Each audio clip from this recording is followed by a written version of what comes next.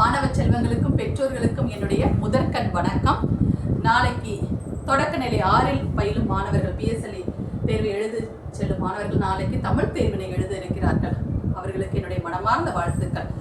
தமிழ் மொழியாக இருக்கட்டும், சீனமாக இருக்கட்டும், மலாய் மொழியாக இருக்கட்டும், எந்த மொழியாக இருந்தாலும் தாய்மொழி தேர்வு எழுத இருக்கும் அனைத்து மாணவ செல்வங்களுக்கும் என்னுடைய மனமார்ந்த வாழ்த்துக்களை முதற்கண் தெரிவித்துக் கொள்கின்றேன். நான் முன்னரே தொடக்கநிலை 6இல் பயிலும் மாணவர்களுக்கான சில தகவல் குறிப்புகள் தந்திருக்கின்றன. அதில் சில பெற்றோர்களுடைய ஆதங்கம், நீங்க சுயவிடை கருத்தறிதலுக்கு சில விளக்கங்கள் கொடுக்கவில்லை ஆசிரியர் அப்படின்னு. அதனால எனக்கு உயர்நிலை பள்ளி மாணவர்களுடைய தேர்வு நடந்து கொண்டிருந்ததால் எனக்கு பதிவிடுவதற்கு நேரம் இல்லை என்பதனால சரி, இப்ப பெற்றோர்கள் கேட்டதுக்காக நம்ம சில குறிப்புகளை தந்துவிட்டு செல்லலாம் என்று இருக்கின்றேன். மாணவ செல்வங்களுக்கு சொல்வது ஒன்றுதான், அதாவது நீ போட்ட இந்த ஓராண்டு போட்ட முயற்சியின் பலனாக, உழைப்பின் பலனாகத்தான் நாளைக்கு அந்த தேர்வு எழுத போறீங்க. அதனால பயம் வேண்டாம். இதுவரையும் எவ்வளவு பிராக்டிஸ் பண்ணியிருந்தாலும் அதை வைத்து இன்று இரவு வரையும் நீங்க அந்த பயிற்சியை தொடரணும். நான் படிச்சு முடிச்சுட்டேன் அப்படின்ற ஒரு தாய்மொழியை பொறுத்த வரைக்கும் நம்ம ரொம்ப இருமாப்பா இருந்து விட முடியாது. கடைசி வரைக்கும் நம்மளுடைய பயிற்சி ஏதாவது செய்துகிட்டு இருக்க வேண்டும். அதாவது மன உளைச்சம், மன அழுத்தம் படுவதற்கு இங்க வேலையே இல்லை. உன்னுடைய உழைப்பை மட்டும் போடு, பலன் சிறப்பாக இருக்கும் என்றுதான் என்னுடைய மாணவர்களுக்கு நான் அறிவுறுத்திக் கொண்டே இருப்பேன். அந்த வகையில் சுயவிடை கருத்தறிதலுக்கு தேவையான சில தகவல்களையும் குறிப்புகளையும் தான் இந்த காணொலியில பதிவிட இருக்கின்றேன். பாத்தீங்கன்னா, சுயவிடை கருத்தறிதல் ஒரு பணுவல், ஒரு பக்க அளவிற்கு பணுவல் கொடுக்கப்பட்டிருக்கும். அந்த பணுவலை ஒட்டி 6 வினாக்கள் கேட்கப்பட்டிருக்கும். இல்லை என்றால் ஒரு கடிதம் வந்திருக்கும். அதாவது நீ சரவணனாக கற்பனை செய்து கொள், நீ இதில் கற்றுக்கொண்ட அனுபவங்களை எழுது, இல்ல நீ சரவணனாக கற்பனை செய்து கொள், நீ உனக்கு நன்றி, அதாவது உனக்கு உதவி செய்தவருக்கு எப்படி நன்றி கூறுவாய் அப்படின்ற மாதிரி நம்மளுக்கு கடிதம் எந்த வகையிலும் கேட்கப்படலாம். அப்ப இந்த பணுவலை அணுகுவதற்கான சில வழிமுறைகள், அதாவது எப்படி தேர்வாளர்கள் வினா எப்படி கேட்டிருக்காங்களோ அதை நம்ம எப்படி அணுகலாம் அப்படின்னு பாத்தீங்கன்னா, அதற்கு சில வழிமுறைகள் பாத்தீங்கன்னா, நேரடியாக விடை எழுதுதல். அதாவது அந்த பணுவலில் நேரடியாக ராமு என்ற சிறுவன் தன் பெற்றோர்களுடன் அந்த கிராமத்தில் வாழ்ந்து வந்தான் அப்படின்னா, ராமு எங்கு வாழ்ந்து வந்தான், இது நேரடி வினா, நேரடியாக. அடுத்து சூழலை உள்வாங்கி எழுதும் வினா. அந்த இடத்துல சூழல் எப்படின்னா, திருமதி வள்ளி ஆசிரியர் அந்த மாணவனுக்கு மட்டும் அந்த மாணவன் மீது மட்டும், இது ஒரு சுயவிடை கருத்தறிதல் இருக்கு, திருமதி வள்ளி ஆசிரியர் அந்த மாணவனிடம் மட்டும் அதிக அன்பு செலுத்துவதற்கு என்ன காரணம் அப்படின்னு கேட்டிருப்பாங்க. என்ன காரணம் என்றால், அந்த மாணவன் மற்ற மாணவர்களை போல் அல்லாமல் மிக கவனத்துடன் பாடத்தை கேட்பதோடு அல்லாமல் பாடம் முடிந்தவுடன் அதை அனைத்தையும் சிறப்பாக செய்துவிட்டு ஆசிரியரிடம் காண்பித்து அதை அவர்கள் சரி செய்த பிறகு நன்றி கூறிவிட்டு அவன் செல்வது வழக்கம். மற்ற மாணவர்கள் வகுப்பு முடிந்தோன்னு ஓடிடுவாங்க. அப்ப நம்ம அந்த சூழலை உள்வாங்கணும். ஏன் அந்த ஆசிரியருக்கு அவனை மட்டும் ரொம்ப பிடிச்சது, அப்ப அந்த விடையை மட்டும் நீ பிக் பண்ணணும். அதுக்காக ஒரு பத்தி முழுவதும் எழுதுனா ஆசிரியர் என்ன பண்ணுவாங்க, நீ தேவையற்ற பதில் எழுதியிருக்க அப்படின்னு நினைப்பாங்க. அப்ப சூழலை உள்வாங்கி நீ பதில் எழுதணும், விடை எழுத வேண்டும். அடுத்தது 3வது, இதுலதான் மாணவர்கள் எல்லாரும் பின்வாங்கிறது. ஆசிரியர் இது எங்களுக்கு கஷ்டமா இருக்கு. அதாவது ஒரு தொடரையும் சொல்லையும் அடிப்படையாக வைத்து நீ வினாவிற்கு விடை எழுதும் போது விளக்கி எழுத வேண்டும். தன் கனவு நனவானது, கந்தசாமி எப்பொழுது தன் கனவு நனவானது என்று எண்ணினார், அந்த தொடர் எதை குறிக்கிறதுன்னு கேட்பாங்க. பாத்தீங்கன்னா, கந்தசாமி என்பவர் சிறு வயதிலேயே வழக்கறிஞராக பயில வேண்டும் என்ற ஒரு ஆசை இருந்தது. ஆனா தொடக்கநிலை 6இல் இல்லைன்னா தொடக்க பள்ளியில் படிக்கும் போதே அவர் தந்தை இறந்து விட்டதால் தன்னுடைய குடும்பத்திற்காக வறுமை நிலையை போக்குவதற்காக சிறு வயதிலே வேலைக்கு செல்ல வேண்டிய நிலை ஏற்பட்டது. அதனால அவருடைய கனவை தொடர அவருக்கு வழி இல்லை.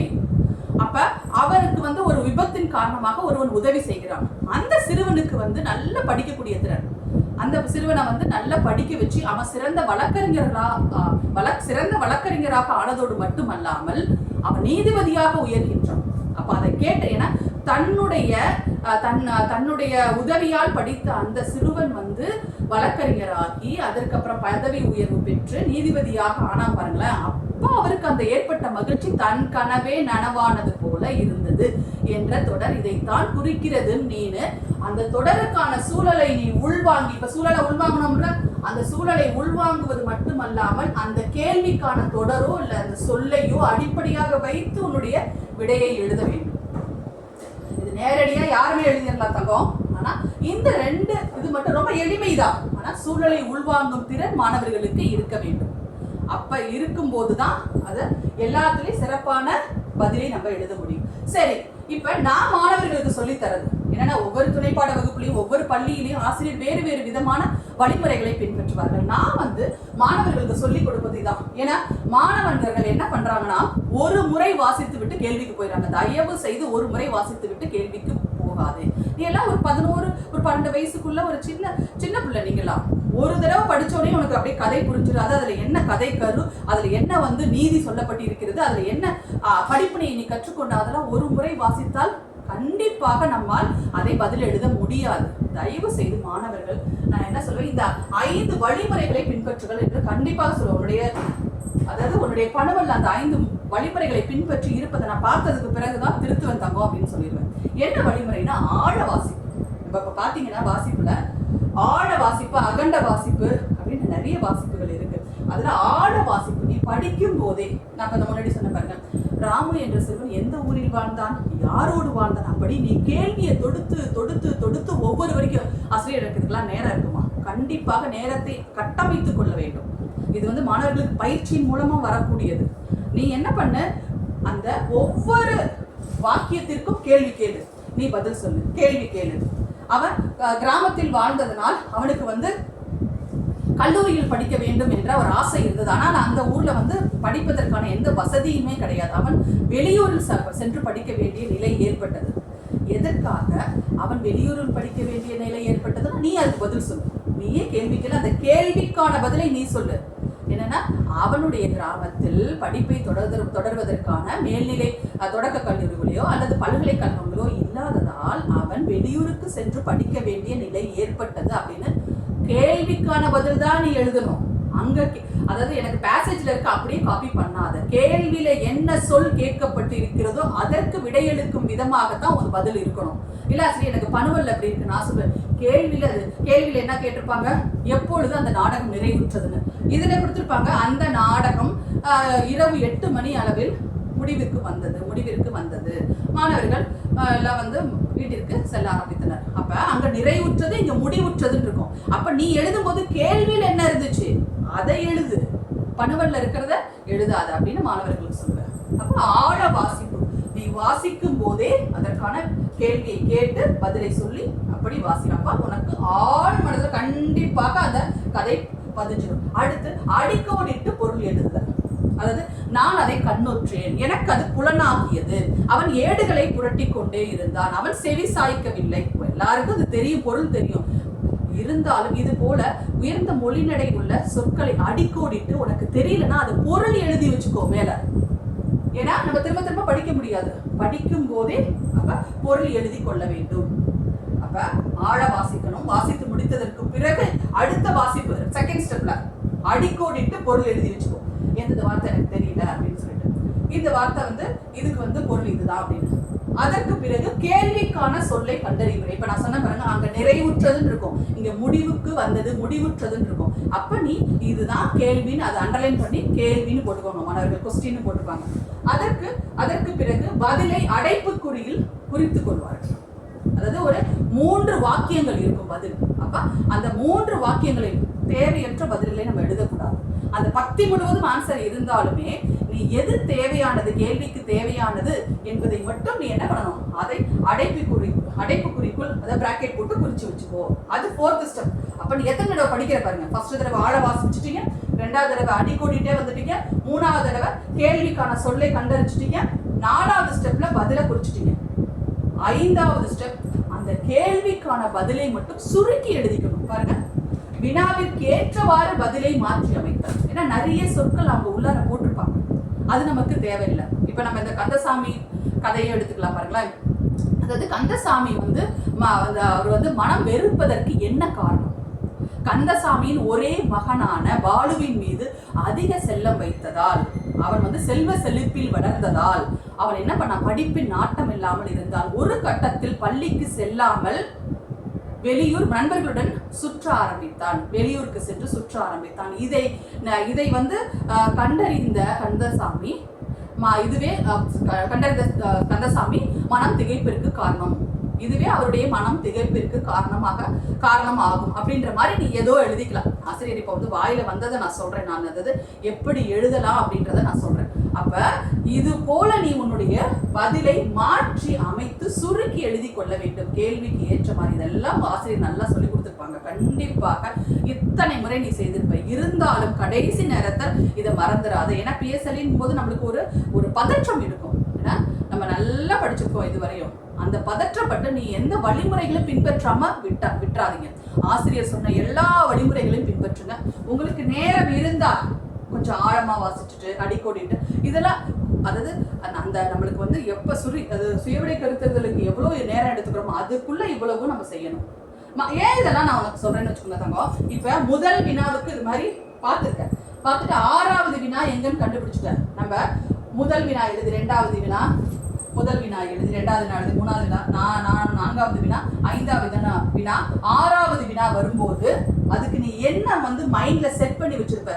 6வது வினாவிற்கான பதில் இதை எழுதலாம்னு மறந்து போயிடுவேன். ஏன்னா நம்ம 5 வினாக்கள் எழுதிட்டு 6வது வரும்போது நிச்சயமாக மறந்துடும். அதனாலதான் நீ முன்கூட்டியே நீ என்ன பதிலை எழுத போகிறாய் என்பதை அப்படி எடிட்டிங் சொல்லுவேன் நான் மாணவர்களை அப்படியே குறித்து வைத்துக் கொள்ளுங்கள் அப்படின்னு. அப்ப நம்ம குறித்து எழுதி வைத்து நம்ம சுருக்கி எழுதி அதுல வந்து வைத்து விட்டோம் என்றால் நிச்சயமாக கடகட என்று நம்மால் அந்த பதிலை அடுத்த ஸ்டெப் காப்பி பண்றது தான். அப்படியே 6வது ஸ்டெப்னு வச்சுக்கலாம். 6வது ஸ்டெப் அப்படியே பார்த்து எழுதுதல். நீ என்ன சுருக்கி வச்சிருக்கியோ, என்ன பதில மாற்றி வைத்து வச்சிருக்கியோ அதை அப்படியே பார்த்து எழுதினால் உங்களுக்கு முடிஞ்சது. சரி, இது மட்டும் நான் பின்பற்றினா போதுமா அப்படின்னா கண்டிப்பாக போதாது. மாணவர்களுக்கு திரும்ப திரும்ப சொல்றதுதான், அவர்களுக்கு வேற்றுமை நன்றாக தெரிந்திருக்கணும். ஏனென்றால் நீ சுயமாக வாக்கியம் அமைக்கும் போது 8 வேற்றுமைகளையும் நன்றாக நினைவில் வைத்துக் கொண்டு வாக்கியம் அமைக்க வேண்டும். நான் சொல்லுவேன் மாணவர்களே, இப்ப வந்து நான் ஆசிரியரை பார்த்தேன், ஆசிரியரை பார்த்ததை, வாங்கியதை அப்படின்னு எழுதுவியா? அடுத்தடுத்து வேற்றுமை உறுப்புகள் வருமா? வராதுல்ல. அப்ப நம்ம இந்த வேற்றுமை உறுப்புகளை அதிகம் கவனம் வச்சுக்கணும். இந்த 8 வேற்றுமைகள் மாணவர்களுக்கு தொடக்க நிலை 1லிருந்து அவங்க படிச்சுட்டு வராங்க. அப்ப அந்த 8 வேற்றுமை உறுப்புகளையும் ஞாபகத்தில் வைத்து உன்னுடைய விடைகளை எழுத வேண்டும். என நீ சுயமாக எழுதுகிறாய். அடுத்ததாக வாக்கியங்களின் வகைகள் தெரிந்திருக்க வேண்டும். அது என்ன ஆசிரியர்? வாக்கியங்களின் வகைகள். இப்ப தன்வினை, பிறவினை. தன்வினை, பிறவினை வந்து உங்க ஆசிரியர் நிறைய சொல்லி கொடுத்துருக்காங்க. தங்கம் செய்வினை, செய்யப்பாட்டு வினை. இப்ப தன்வினை, பிறவினை என்ன சொல்லலாம்? வாக்கியங்களோட வகைகள் உங்களுக்கு நல்லா தெரிஞ்சிருக்கு. ஏன்னா நான் இது பேரெல்லாம் சொல்லி உங்களை குழப்ப விரும்பல. ராமன் புத்தகம் வாசித்தான். புத்தகம் ராமனால் வாசிக்கப்பட்டது. அப்புறம் ராமன் பாடம் கற்றான். ராமன் பாடங்களை மற்றவர்களுக்கு கற்பித்தான். அப்ப எப்படி வருது பாருங்க வாக்கியங்கள். இதெல்லாம் தெரிஞ்சுக்கணும்.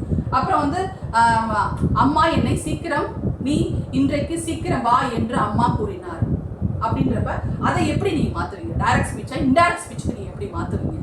அது கண்டிப்பா தெரியணும். நான் தான் எழுதணும். அப்புறம் வந்து என்னுடையன்னா அவனுடைய.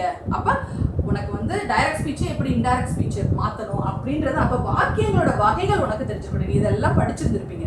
இதெல்லாம் தெளிவா கற்றுக்கொள்ளுங்க. அப்புறம் வாக்கியம் அமைத்தல். என்னுடைய இதுல வந்து நான் என்னுடைய வந்து என்ன பாக்குறேன், ஒரு பாசிட்டிவா வந்து பாக்குறது என்னதுன்னா இதுதான். மாணவர்களுக்கு வந்து தினமும் ஒரு 50 சொற்கள் அவங்க வாக்கியம் அமைக்கணும். அப்ப அந்த பழக்கம் என்ன ஆகும், நாளடைவில் அந்த சுயவிடை கருத்துறதுல அந்த பிழையே இல்லாம அவங்க எழுத ஆரம்பிச்சுருவாங்க. இதுதான் தம்ம. வேற ஒண்ணு நான் உன்னை வந்து ரொம்ப குழப்பல. நீ நல்லா படிச்சிருப்பீங்க. இருந்தாலும் இந்த வழிமுறைகளை பின்பற்றும் போது நீ நல்ல மதிப்பெண்கள் எடுப்பதற்கு வாய்ப்பு இருக்கிறது. கண்டிப்பாக சுயவிடை கருத்துறுதல் எழுதும் போது இதோடு இந்த வேற்றுமையையும் நீங்க வந்து ஞாபகம் வச்சுக்கோங்க. எனது ஆசிரியரை பார்த்தேன், கத்தியால் காய்கறிகளை வெட்டினேன், ஆசிரியருக்கு பரிசளித்தேன், சிங்கப்பூரின் தூய்மை வந்து அரசாங்கத்தால் கடைபிடிக்கிறது, சிங்கப்பூரிலிருந்து நான் கிளம்பினேன், அவனுடைய மாறனது வீடு தூரத்தில் இருக்கிறது, மாறனுடைய பை என்னிடம் இருக்கிறது, அவனிடம், அதாவது பிலாங்ஸ் சொல்லுவேன் நான் வந்து அவனிடம் என்னுடைய புத்தகம் உள்ளது. விழி வேற்றுமை. நண்பா மாணவர்களே, நாளைக்கு நம்ம முகாமிற்கு செல்ல இருக்கிறோம் அப்படின்ற மாதிரி சும்மா. அதாவது என்னன்னா தமிழ் தேர்வுன்றது நான் முன்னாடியே படிச்சுட்டேன்னு இல்லை. நீ ஜனவரியிலிருந்து இந்த செப்டம்பர் வரையும் படித்த அத்தனை குறிப்புகளையும், உன் ஆசிரியர் பள்ளியில் நடத்திய அத்தனை குறிப்புகளையும் நான் தான் சொல்வேன். நோட்ல ஒளி வேறுபாட்டு சொற்கள்லாம் நான் ஜனவரியிலிருந்து நீ நடத்தினது எல்லாம் பார்த்துட்டு வந்தாங்க. எல்லாம் ரிவைஸ் பண்றதோட மட்டுமா இல்லாத நீ வந்து சுயவிடை கருத்துறதுல உன்னால எத்தனை முடியுமோ செய், ஒரு கட்டுரை செஞ்சு பாருங்க. ஏன்னா அந்த டைம் வச்சு, ஏன்னா நாளைக்கு உங்களுக்கு ஒரே நேரத்துல கட்டுரையை முடித்து கொஞ்ச நேரம் இடைவெளி இருக்கும், அதுக்கப்புறம் பேப்பர் 2 செய்ய போடுவீங்க. அப்ப அதற்கான பயிற்சி இன்றைக்கு எடுத்துக்கோங்க. அப்ப நம்ம ஒரு ஆண்டு படிச்சிட்டோம் அப்படின்னு நினைக்காம இன்றைக்கு நீ எடுத்துக்கொள்கின்ற பயிற்சி தான் உன்னை அதாவது சிறப்பான மதிப்பெண்களை எடுப்பதற்கு வழிவகுக்கும் என்பதை மறக்காதே. இது மாதிரி வாக்கியத்தின் வகைகள், இப்படி ஒரு சொல் கொடுத்தா அதை எப்படி வாக்கியமா அமைக்கணும்ன்றத முறை தெரிஞ்சிருக்கணும். வாக்கியத்தின் வகைகள் தெரிஞ்சுன்னா நீ வாக்கியம் எளிமையாக அமைத்து விடுவார். இவ்வளவுதான் தங்கம். இதை நினைவில் வைத்துக் கொண்டு விட்டால் உன்னுடைய சுயவிடை கருத்தறிதலில் முழு மதிப்பெண்கள், முழு மதிப்பெண் எடுக்க முடியாது. ஏன்னா நம்மளுக்கு கருத்துக்கு மதிப்பெண் போவோம், மொழிக்கு மதிப்பெண் போவோம். அப்படி இருந்தாலும் ஒரு 3-4 இது போனாலும் கூட, 2-3 போனாலும் கூட நிச்சயமாக நம்ம 30 உயர்நிலைக்கு நினைக்கிறேன், 22 மதிப்பெண்களாக 18-19 கண்டிப்பாக உன்னால் எடுக்க முடியும். அதனால இதை ஞாபகத்தில் வைத்துக் கொள்ளுங்கள். மறுபடியும் சொல்கிறேன், மாணவர்கள் அனைவருக்கும் மனமார்ந்த வாழ்த்துக்கள். தேர்வினை சிறப்பாக செய்யுங்கள். பெற்றோர்களும் பிள்ளைகளை பயமுறுத்தாமல் அவர்களுக்கு கூடவே இருந்து பயிற்சி எடுப்பதற்கு